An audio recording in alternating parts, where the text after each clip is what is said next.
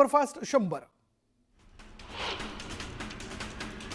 मनमाडमध्ये सलग दुसऱ्या दिवशी वादळी वाऱ्यासह जोरदार गारपीट झाली। मनमाड, नांदगाव, येवला आणि चांदवड शहरासह ग्रामीण भागाला पावसाने झोडपून काढले।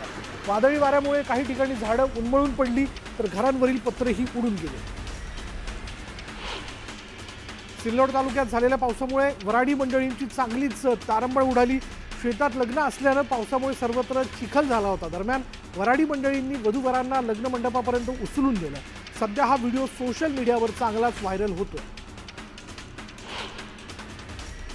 सिल्लोड तालुक्यासह सोयगाव तालुक्यात वादळी वाऱ्यासह जोरदार पाऊस झाला। काही ठिकाणी गारपीट झाली तर सिसारखेडा इथे वीज पडल्याने एका युवकाचा मृत्यू झाला। पालघर जिल्ह्यातही अवकाळी पावसाने हजेरी लावली। वाणगाव, चिंचणी, बोईसर, चारोटी आणि कासा परिसरात वादळी वारा आणि विजांच्या कडकडाटासह झालेल्या पावसामुळे शेतकऱ्यांसह वीट उत्पादकांचं मोठं नुकसान झालं।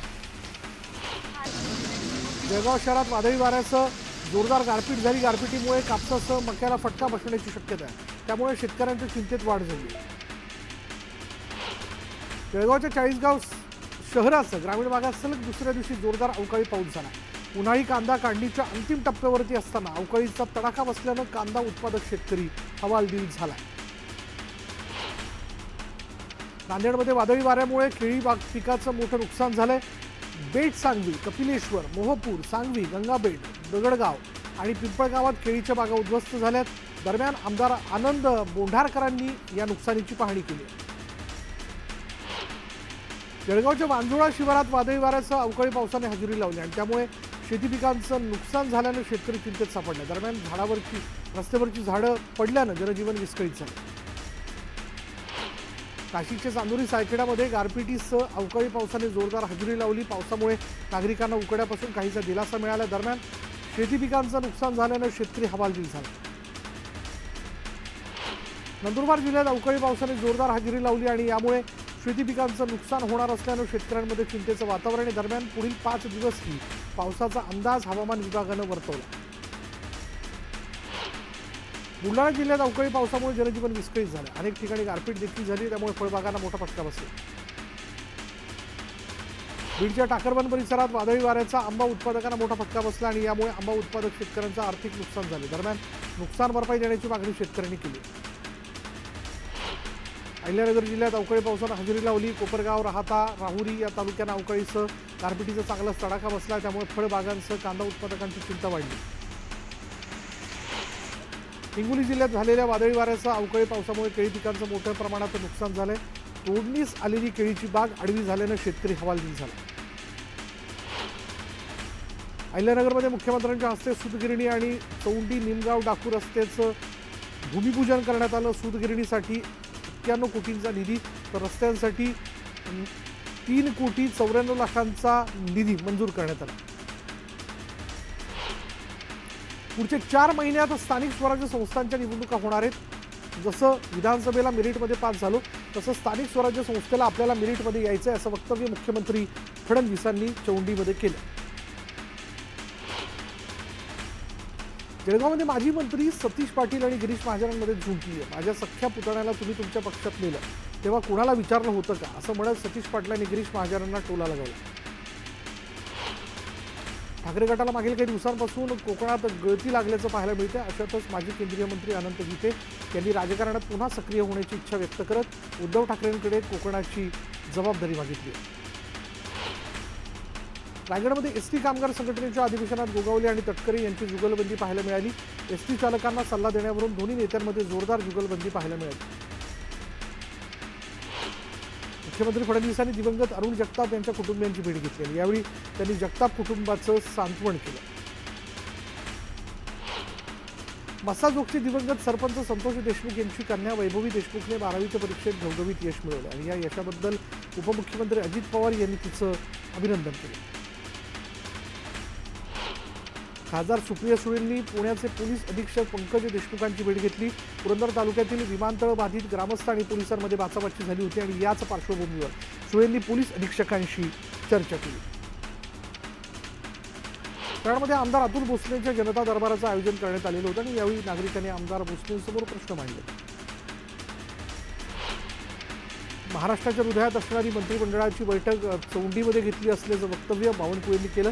तर अहिल्याबाईंची प्रेरणा घेऊन 10,000 कोटीपेक्षा जास्त किमतीच्या विकास कामांना मंजुरी दिल्याची माहिती त्यांनी दिली. बावनकुळे कर्जमाफी करणार असं सांगतात, मात्र कर्जमाफीची तारीख सांगत नसल्याचं वक्तव्य बच्चू कडूंनी केलं.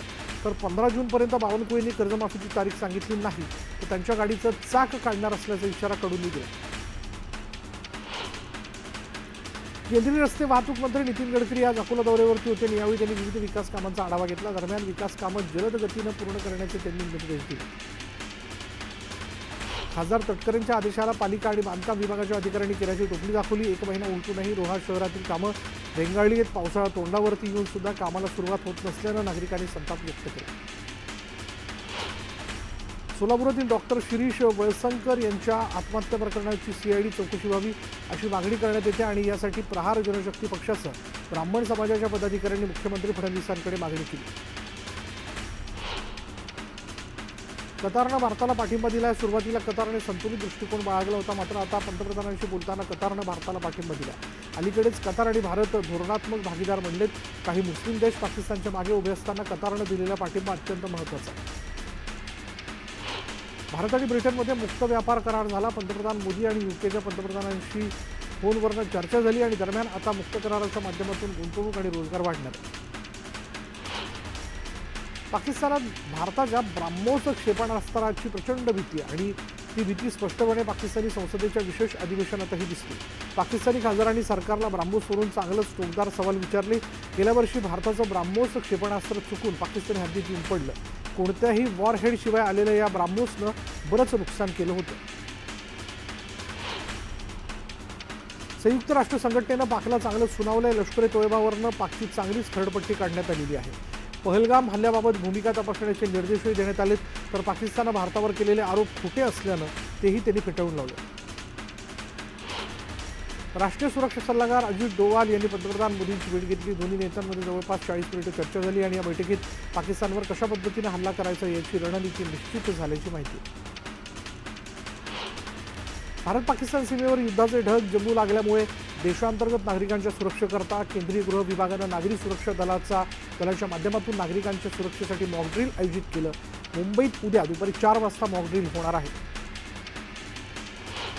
भारत पाकिस्तानातील वाढता तणाव आणि युद्ध सदृश्य परिस्थितीच्या पार्श्वभूमीवर देशात 244 ठिकाणी तर महाराष्ट्रात 14 ठिकाणी उद्या मॉकड्रिल होणार आहे आणि यात पिंपरी चिंचवड शहराचा समावेश आहे. पिंपरी चिंचवडला उद्योगनगरी म्हणूनही ओळखलं जात असल्यानं इथं लाखो कामगारांची रेलचेल असते. पुणे आणि पिंपरी चिंचवड शहरात मॉकड्रिल केलं जाणार आहे. मॉकड्रिलसाठी 75 ठिकाणं नागरी सुरक्षा विभागाकडून निश्चित करण्यात आली. पुण्यात विधान भवन, तळेगाव, सीआरपीएफ कॅम्प आणि मुळशी तहसील कार्यालयात मॉकड्रिल घेण्यात येणार आहे. नाशिक जिल्ह्यात उद्या 3 ठिकाणी मॉकड्रिल केलं जाते. नाशिक, मनमाड आणि सिन्नरमध्ये मॉकड्रिलची तयारी पूर्ण झाली आहे. नाशिक सुरक्षेच्या दृष्टीने महत्त्वाचं ठिकाण आहे, त्यामुळे या ठिकाणी मॉकड्रिल केलं जाईल. भारताने पाकिस्तान विरोधात मोठ्या निर्णायक लष्करी कारवाईची तयारी सुरू केली आणि उद्या देशभरातील 244 जिल्ह्यांमध्ये मॉकड्रिल होणार आहे. दरम्यान सिंधुदुर्ग जिल्ह्यातही उद्या मॉकड्रिल होण्याची शक्यता आहे. मॉकड्रिलमध्ये मनमाड शहराचाही समावेश आहे. पानेवाडी इंधन प्रकल्प, FCIचं धान्य गोदाम तसंच रेल्वे ब्रिज तयार करण्यासाठी लागणाऱ्या सामानांचा महत्त्वाचा कारखाना असल्यानं मनमाड शहर महत्त्वाचं मानलं जातं. रायगड जिल्ह्यातही उद्या ठिकठिकाणी मॉकड्रिल केलं जाणार आहे. युद्धाच्या पूर्वतयारीसाठी मॉकड्रिल केलं जाणार असून नागरिकांनी घाबरून जाऊ नये, दिलेल्या सूचनांचं पालन करावं असं आवाहन प्रशासनाकडून करण्यात आलं. संभाव्य युद्धाची स्थिती लक्षात घेऊन देशभरात मॉकड्रिलची तयारी सुरू आहे आणि जम्मूतील शाळेत मॉकड्रिल घेण्यात आलं. यावेळी हल्ला झाला तर कशा पद्धतीनं काळजी घेतली पाहिजे याचं प्रशिक्षण देण्यात आलं. मॉकड्रिलवरून संजय राऊतांनी केंद्र सरकारवर हल्लाबोल केला. आमचा युद्ध सराव होईल म्हणजे आम्हाला हातात बंदुका देणारा आहात का असा खोचक सवाल त्यांनी केला आहे. तर युद्ध सरावात केवळ वेळ घालवण्याचा प्रयत्न करतोय असा हल्लाबोलही त्यांनी केला. मॉकड्रिलच्या मुद्द्यावरनं विजय वडेट्टीवार यांनी सरकारवर जोरदार टीका केली. हल्ला होऊनही इतके दिवस उलटले तरी अतिरेकी का सापडत नाहीत? अतिरेकी सीमेच्या आत आहेत की बाहेर आहेत असा सवालही त्यांनी उपस्थित केला. मुंबई आंतरराष्ट्रीय विमानतळ 8 मे रोजी बंद राहणार आहे. मुंबई विमानतळावरील रनवे गुरुवारी सकाळी 11 ते संध्याकाळी 5 पर्यंत बंद राहील. मान्सूनपूर्व देखभाल दुरुस्तीच्या कामासाठी रनवे बंद ठेवण्यात येणार आहे. पुण्याच्या फर्ग्युसन मार्गावरती रीलसाठी बस थांबवण्यात आली. बस थांबवल्यामुळे प्रवाशांना नाहक त्रास सहन करावा लागला आणि दरम्यान बस थांबवणाऱ्यांवर कारवाईची मागणी करण्यात येते. पुण्यातील दगडूशेठ गणपती मंदिरात भाविकांच्या सोन्याची चोरी झाली आहे. दर्शन रांगेत चोरी करणाऱ्या 2 महिलांना पोलिसांनी अटक केली. चोरीचा संपूर्ण प्रकार सीसीटीव्ही कॅमेऱ्यात कैद झाला. वाशिम जिल्ह्यात वाढत्या तापमानामुळे पाणीसाठ्यात मोठी घट झालेली आहे आणि यामुळे नागरिकांना पाण्यासाठी टँकरवर अवलंबून राहावं लागतंय. टँकरचं पाणी विकत घ्यावं लागत असल्यानं नागरिकांच्या खिशाला कात्री बसते. दरम्यान ठोस उपाययोजना करण्याची मागणी नागरिकांनी प्रशासनाकडे केली. वर्ध्यामधील ग्रामीण भागात पाणी टंचाईच्या भीषण झळा बसत आहेत. पाणी टंचाईवर तोडगा काढण्यासाठी 33 विहिरींचं अधिग्रहण करण्यात आलं. कारंजा हिंगणघाट तालुक्यात सर्वाधिक विहिरींचं अधिग्रहण झालं. नांदेडच्या अर्धापूर ग्रामीण रुग्णालयातून तब्बल 82 बनावट जन्म प्रमाणपत्र वाटप झाल्याचं समोर आलं. पुण्याच्या पासपोर्ट कार्यालयाने शंका उपस्थित केल्यानंतर हा प्रकार उघडकीस आला. बुलढाणा रेल्वे स्थानकावर गोंधळ घालणाऱ्या महिलेला पोलिसांनी ताब्यात घेतला. पुन्हा गोंधळ न घालण्याची समज पोलिसांनी महिलेला दिली आहे. जळगावच्या रोकडा शिवारात दुर्मिळ भारद्वाज पक्षी आढळला आणि यावेळी तरुणांनी अस्वस्थ असलेल्या भारद्वाज पक्षाला नैसर्गिक अधिवासात सोडलं. पक्षानं जीवनदान दिल्यानं परिसरात तरुणांचं कौतुक करण्यात येतं. सांगलीमध्ये भेसळयुक्त दूध वाहतूक करणाऱ्या 5 टँकरवर कारवाई करण्यात आलेली आहे. यावेळी 10 लाखांचं भेसळयुक्त दूध नष्ट करण्यात आलं.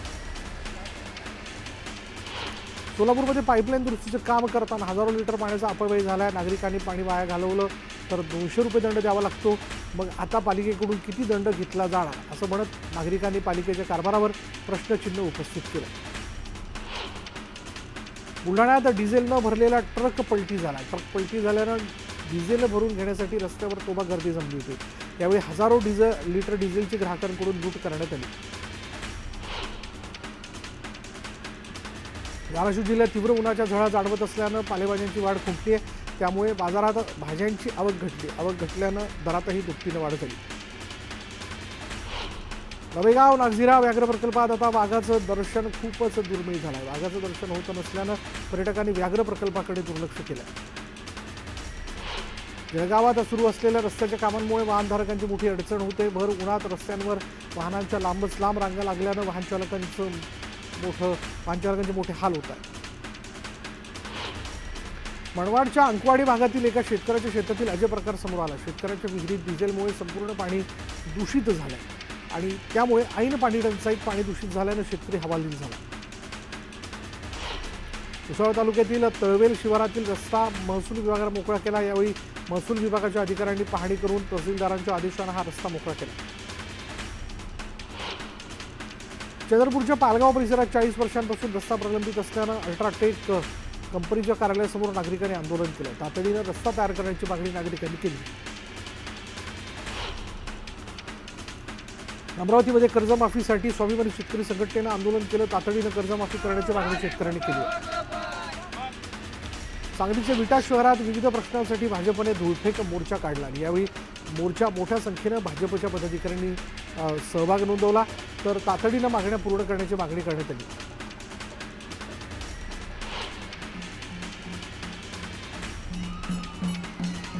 सांगलीच्या कामेरीमध्ये भैरवनाथ यात्रेचं आयोजन करण्यात आलं. यात्रेत बगाड पळवण्यात आले आणि बगाडाच्या फेऱ्या पाहण्यासाठी नागरिकांनी मोठी गर्दी केली. केरवाडा शिरोडा येथे श्री देवी माऊलीचा प्राणप्रतिष्ठापना सोहळा पार पडतो आणि या सोहळ्याच्या निमित्तानं 2 ते 7 मे या कालावधीत अन्नदान आणि विविध धार्मिक कार्यक्रमांचं आयोजन करण्यात आलं. दरम्यान परिसरातील भाविक दर्शनासाठी गर्दी करताना पाहायला मिळतात. तुळजाभवानी मातेच्या चरणी 101 किलोच्या केशरी आंब्यांची आरास करण्यात आली. भरघोस उत्पादन मिळाल्यानं भक्तांनं देवीच्या चरणी आंब्याचा प्रसाद अर्पण केला.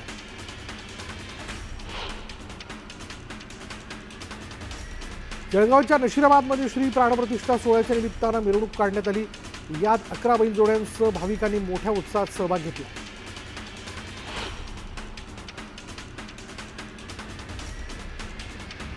पालघरच्या राजकोट किल्ल्यावरील नव्यानं उभारलेल्या शिवरायांच्या पुतळ्याला विद्युत रोषणाई करण्यात आलेली आहे. विद्युत रोषणाई पाहण्यासाठी शिवप्रेमींनी मोठी गर्दी केली.